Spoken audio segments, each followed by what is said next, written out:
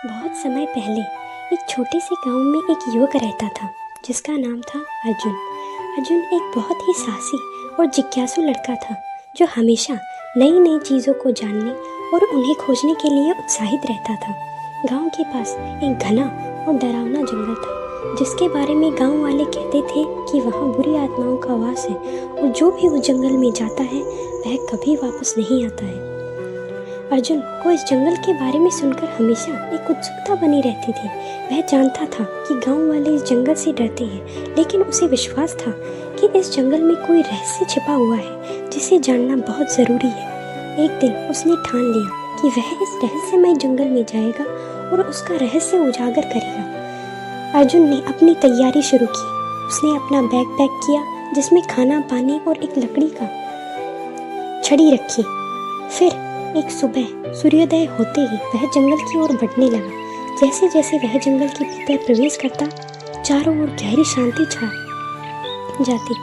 हर तरफ घना पेड़, लताओं से लिपटी हुई झोपड़ियाँ और एक ठंडी हवाओं का सिला था।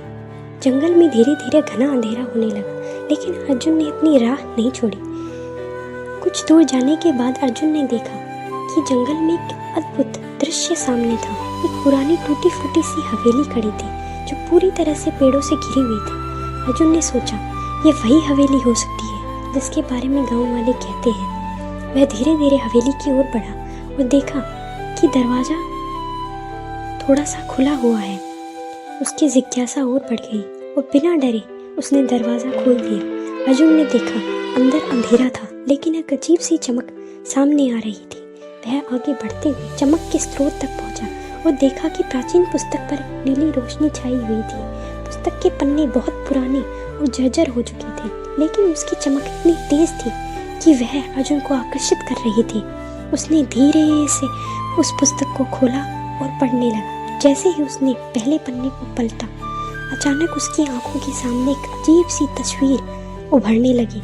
वह देखता है कि ये पन्ने एक पुराने राजकुमार की कहानी बताते थे जो एक जादुई शक्ति से जुड़ा हुआ था। इस राजकुमार ने एक बार इस जंगल में खजाना छुपाया था, लेकिन वह जंगल की किसी रहस्यमय शक्ति द्वारा संरक्षित था। इस शक्ति से बचने के लिए किसी को अपना साहस, समझ और शक्ति साबित करनी होती थी। अर्जुन ने महसूस किया कि इस खजाने को खोजने के लिए ही यहाँ आया था, लेकिन वह समझ गया कि यह सिर्फ एक शारीरिक यात्रा नहीं बल्कि एक मानसिक और आत्मिक यात्रा भी थी। उसे जंगल की शक्तियों और रहस्यों से लड़कर अपनी असली वीरता और साहस को साबित करना होगा। अर्जुन ने उस पुस्तक से कुछ भी सीखा। उसे समझने के बाद उसने जंगल में अपनी यात्रा जारी रखी। उसे जंगल की गहरी लताओं, पेड़ों को पार करते हुए न केवल अपनी बुद्धि बल्कि अपने दिल की सच्चाई और साहस का भी परीक्षण करना था। अंत में अर्जुन ने उस रहस्यमय खजाने तक पहुंचने में सफलता पाई, लेकिन सबसे बड़ा खजाना उसे जंगल के भीतर छिपी हुई ज्ञान और आत्मबोध के रूप में मिला।